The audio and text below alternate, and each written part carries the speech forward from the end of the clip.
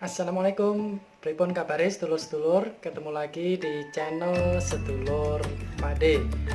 Sebelumnya seperti biasa saya mau mengucapkan banyak-banyak terima kasih untuk sedulur-sedulur semua yang sudah berkenan subscribe, like, dan juga share channel saya ini.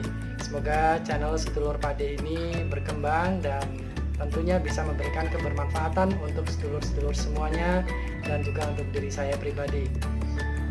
Di video kali ini sedulur-sedulur, saya masih mengajak sedulur-sedulur semuanya untuk kita mempraktekkan berkomunikasi dengan menggunakan bahasa Inggris, masih dalam percakapan, dan hari ini temanya adalah menangani tamu check-in di hotel. Seperti apa videonya?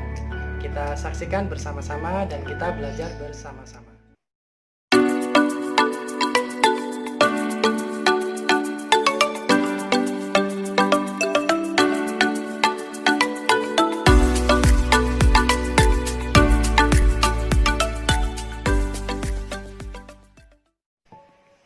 Nah, jadi di video kali ini kita akan belajar bersama-sama bagaimana berkomunikasi yang efektif bagi seorang resepsionis hotel di dalam memberikan pelayanan kepada tamunya yang akan check-in.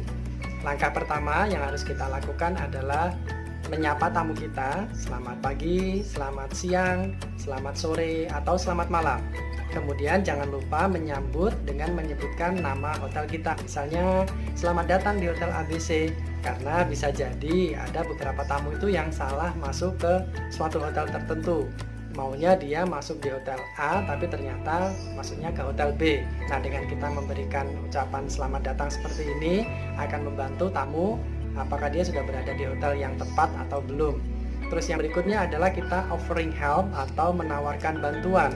Jadi yang perlu kita ingat sedulur-sedulur bahwasanya tamu yang datang ke reception ini belum tentu untuk keperluan check-in saja.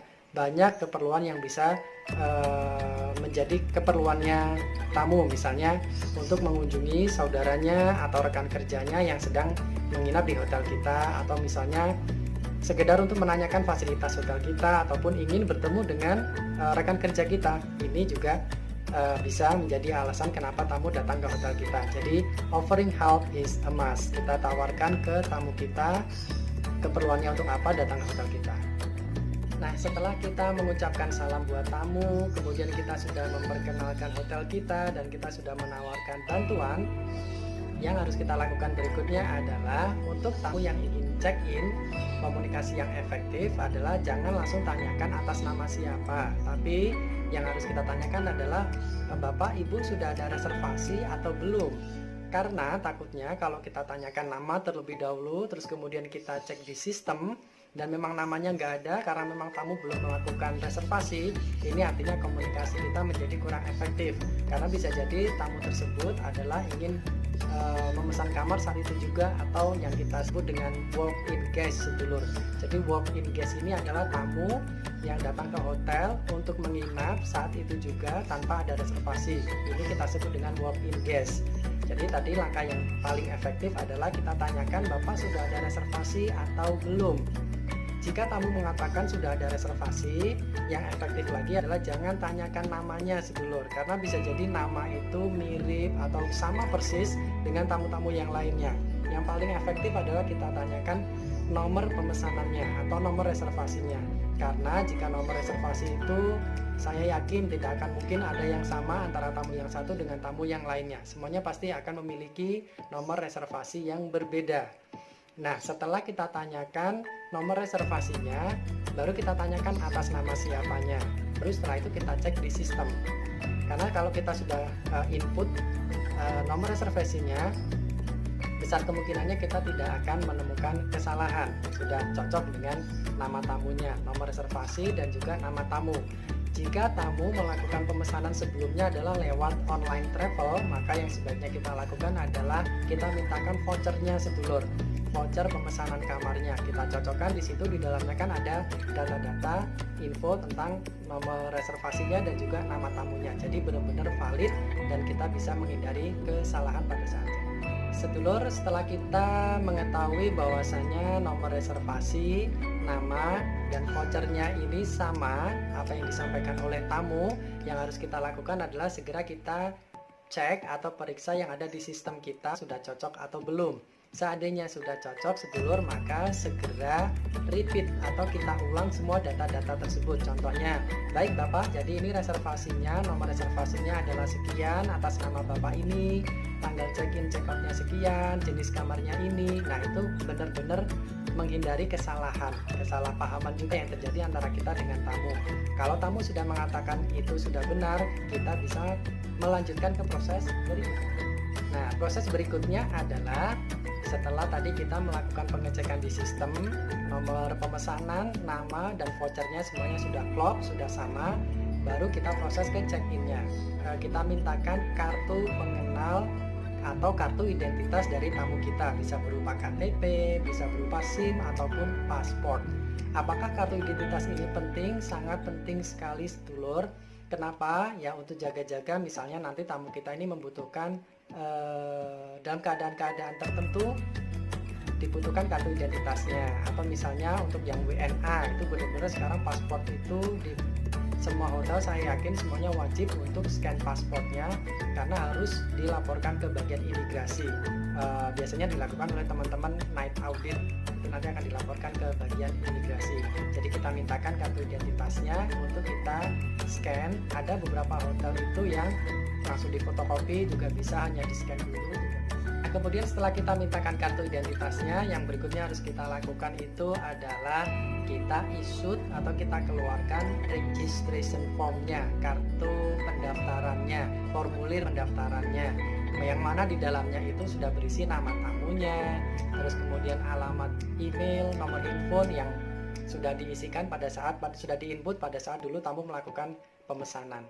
Terus kita kasihkan, kita sampaikan bahwasanya tamu untuk memeriksa kembali data-datanya sudah valid, kemudian untuk ditandatangani. Sementara itu kita sambil mempersiapkan kunci kamar. Dan jika kartu registrasi atau formulir pendaftarannya sudah diisi oleh tamu, yang harus kita lakukan berikutnya adalah kita membahas tentang pembayaran kamar.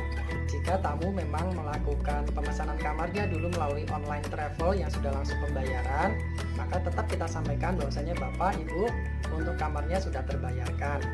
Tapi jika memang belum terbayarkan, karena ada beberapa online travel agent itu yang pembayarannya bisa dilakukan di properti atau di hotel. Jadi pada saat itu langsung kita tanyakan, Bapak Ibu untuk pembayarannya boleh dibantu, Bapak berkenan menggunakan cash atau dengan menggunakan kartu. Kartu pun nanti bisa ditawarkan lagi apakah dengan kartu kredit ataukah dengan kartu debit. Setelah pembayarannya selesai, yang harus kita lakukan berikutnya adalah kita memberikan kunci kamar kepada tamu kita. Tentunya juga dengan misalnya tadi tamunya menyerahkan kartu identitas, kemudian pembayaran juga dilakukan dengan menggunakan kartu baik debit ataupun kartu kredit, itu juga harus kita kasihkan berbarengan.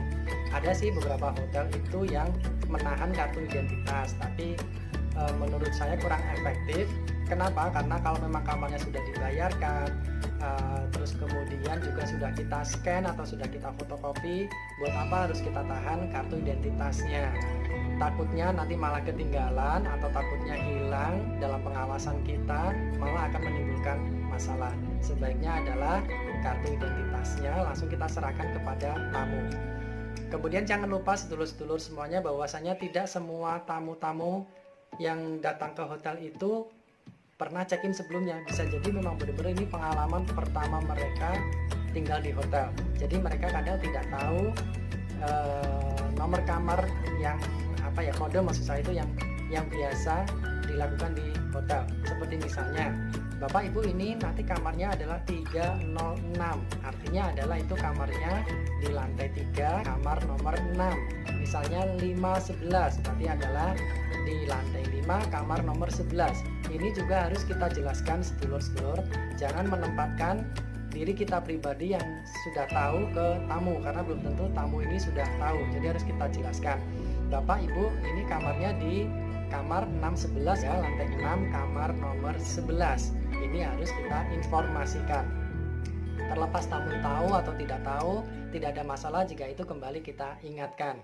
Kemudian selain nomor kamar yang perlu kita sampaikan kepada tamu adalah jam check out-nya sedulur-sedulur, karena sekali lagi tidak semua tamu itu sering datang, bisa jadi itu baru pengalaman pertamanya. Jadi kita sampaikan check out-nya, takutnya ada kesalahpahaman, mungkin dia check in-nya itu jam 6 sore, maka dia tahunya nanti check out-nya adalah jam 6 sore di hari berikutnya, padahal bukan seperti itu.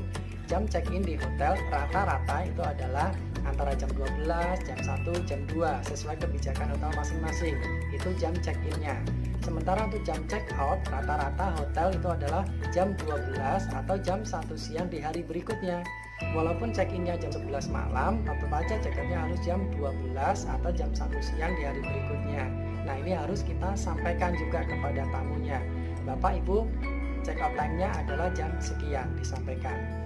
Kemudian informasi yang ketiga tadi setelah nomor kamar, terus kemudian juga check out time, yang berikutnya adalah waktu makan pagi. Jika harga kamar tersebut sudah termasuk harga makan pagi, harus kita sampaikan. Bapak Ibu, untuk makan pagi dimulai dari jam sekian sampai jam sekian. Sebutkan juga lokasinya di mana, di lantai berapa. Misalnya Bapak Ibu untuk makan paginya dimulai dari jam 6 sampai jam 10 pagi di restoran ada di lantai 2. Nah, ini informasinya harus detail karena sekali lagi tidak semua tamu kita ini adalah repeater atau berulang-ulang datang ke hotel. Nah, yang berikutnya adalah sedulur, jangan lupa tawarkan bantuan untuk tamu-tamu kita, terutama pada saat kita melihat tamu-tamu kita ini membawa barang-barang yang sangat banyak. Kita tawarkan, Bapak Ibu perlu saya panggilkan bellboy untuk mengantarkan barang bawaan Ibu ke kamar. Ini bentuk perhatian seorang resepsionis kepada tamunya.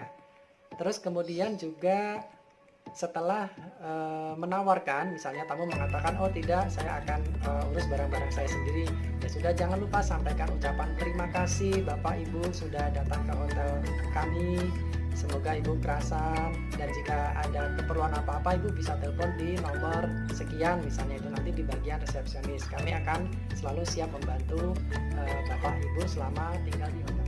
Nah, itu tadi adalah step-stepnya bagaimana kita melakukan pelayanan untuk tamu-tamu yang akan check-in di hotel. Dan kali ini saya akan langsung menuju ke percakapannya dengan menggunakan bahasa Inggris yang efektif dan efisien. Bagi sedulur-sedulur yang merasa kurang suka memakai rumus-rumus seperti biasa, saran saya adalah pakailah ATM, amati, tiru, dan modifikasi. Silakan diamati percakapan saya ini nanti, kemudian boleh ditiru dan sedikit dimodifikasi. Tentunya misalnya nama hotelnya, nama kita resepsionisnya, nomor kamarnya, dan lain sebagainya. Itu nanti harus dimodifikasi. Baik, mari kita tonton videonya percakapan melayani tamu hotel yang ingin check-in. Good afternoon, sir. Welcome to ABC Hotel. Is there anything I can help you? Selamat siang, Pak. Selamat datang di Hotel ABC. Ada yang bisa saya bantu? Good afternoon. I'd like to check in, please. Selamat siang, saya mau check-in. Have you already had reservation? Apakah Anda sudah ada pemesanan? Yes, I have. Ya, saya sudah ada pemesanan. May I have your reservation number and your name, please? Boleh saya tahu nomor reservasi dan nama Anda? Sure. My name is Ali. My reservation number is 123456. Nama saya Ali. Nomor pemesanan saya 123456.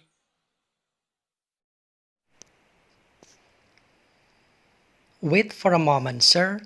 Let me check your reservation on our system.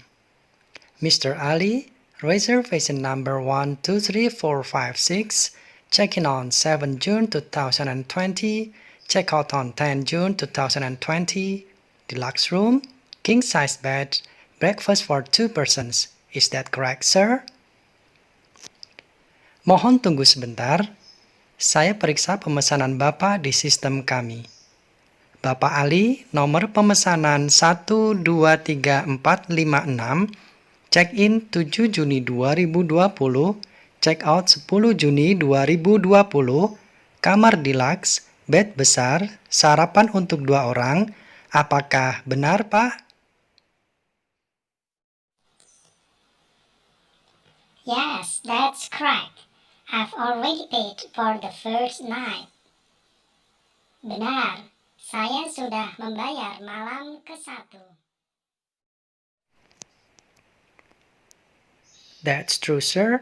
The remaining balance amount 1.2 million rupiahs should be settled upon check-in. Benar, Pak.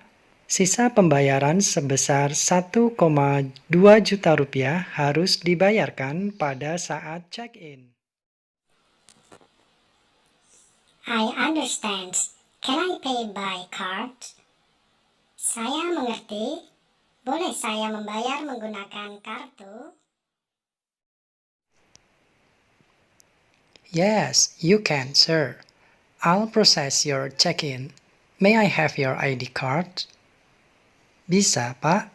Saya akan proses check-in Anda. Boleh saya pinjam kartu identitas Anda?